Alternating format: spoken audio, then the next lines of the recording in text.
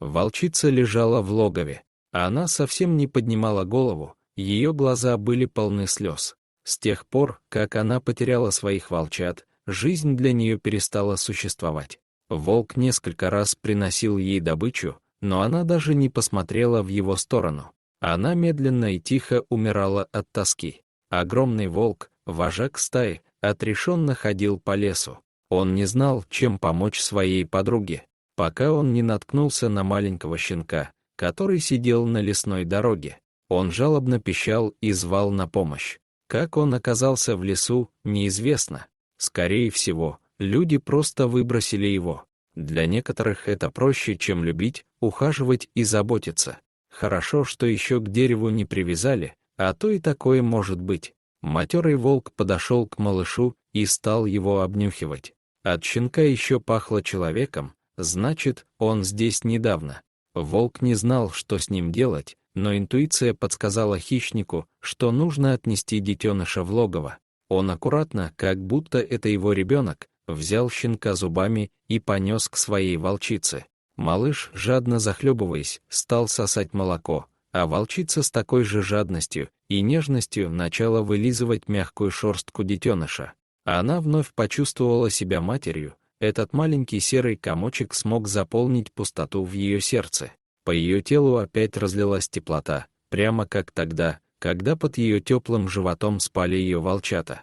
Волк наблюдал за всем, что происходило в логове, и решил, что раз его волчица приняла малыша, значит, так тому и быть. Вдоволь насытившись, щенок уснул прямо под животом у своей приемной матери. Волчица его долго вылизывала, а потом впервые за последние несколько дней уснула сама. Сон их был крепким и безмятежным, как будто что-то соединило эти два осиротевших сердца. Волк постепенно привык к новому ребенку в их логове. Он начал учить щенка охотиться, добывать себе пропитание. В общем, он учил его всем волчьим навыкам. Шло время, и щенок подрос.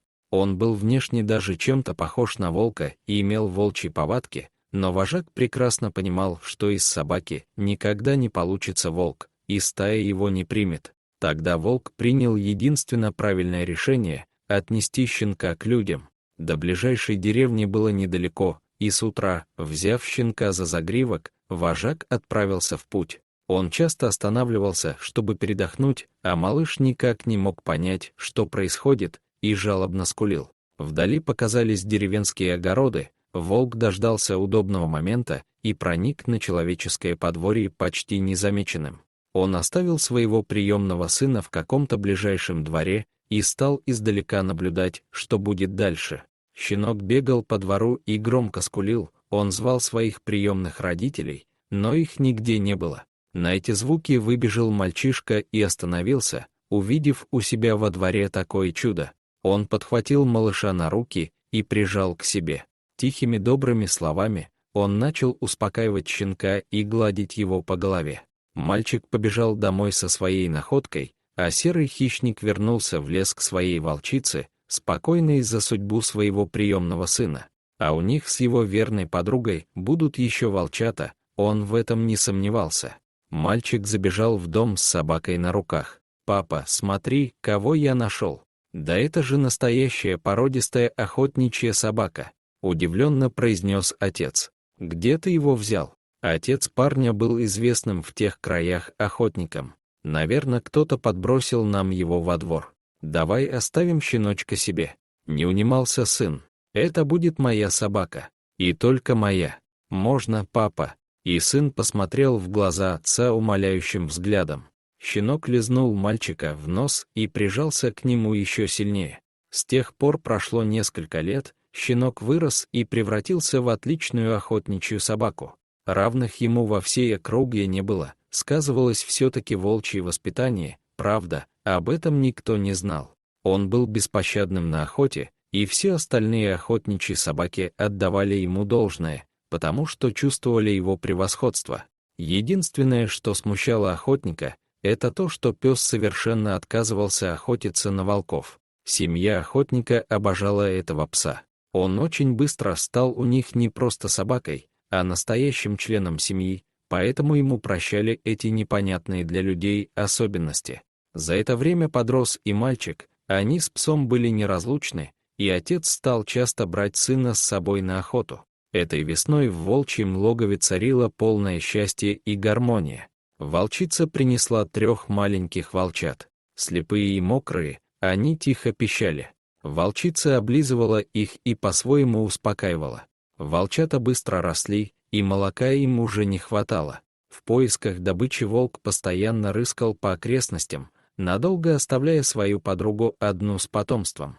В этот день охотник с сыном и собакой пошли охотиться на зайцев. Они долго бродили по лесу и решили сделать привал, отдохнуть, перекусить и собираться в обратный путь. Дома их уже заждались. Мать, наверное, приготовила вкусный ужин.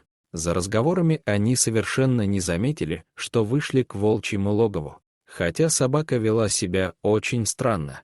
Она нервничала, постоянно прислушивалась и принюхивалась, становилась в стойку, потом опять начинала метаться по лесу. Что сегодня такое с псом происходит, никак не могу понять, забеспокоился отец. И в этот момент на поляну вышел огромный волк. Он принес добычу для своей семьи. Вожак медленно повернулся к людям, его глаза сверкнули злобой, он зарычал, готовый кинуться в последний бой, защищая свою семью.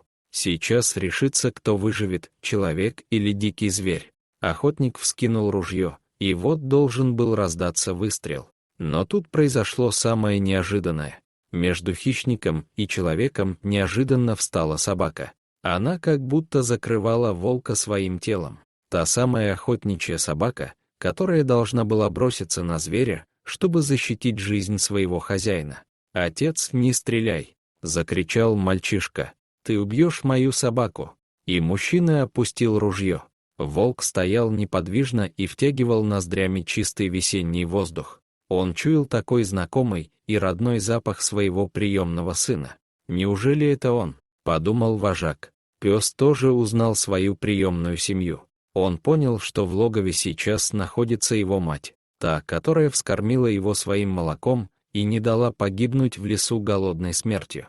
Он помнил ее тепло, вкус ее молока, ее неповторимый запах. Вожак поднял голову к небу и завыл. На его голос из логова показалась волчица. Медленно приемные родители и выросший щенок шли навстречу друг другу. Они встретились и долго не решались подойти близко. Потом пес, виляя хвостом, приблизился к своей семье. Он заскулил и упал на спину, обнажив живот и выражая свою полную покорность перед ними. Пес уткнулся влажным носом в холодный бок своей приемной мамы. Волчица стала вылизывать его, как она это делала в его далеком детстве. А люди не могли оторвать взгляд от этого незабываемого зрелища. «Отец, когда я нашел щенка, то видел на заднем дворе волчьи следы», — сказал мальчик. «Мне тогда показалось, что детеныша принесли из леса волки, но я не мог в это поверить. А сейчас вижу, что мои догадки были правдой. Наверное, поэтому он никогда не охотился на тех, кто спас ему жизнь. Он ради их спасения готов был пожертвовать собой». Вот такая интересная история. Дорогие зрители, если вам понравилось это видео, то ставьте лайк и подписывайтесь на наш канал. До свидания.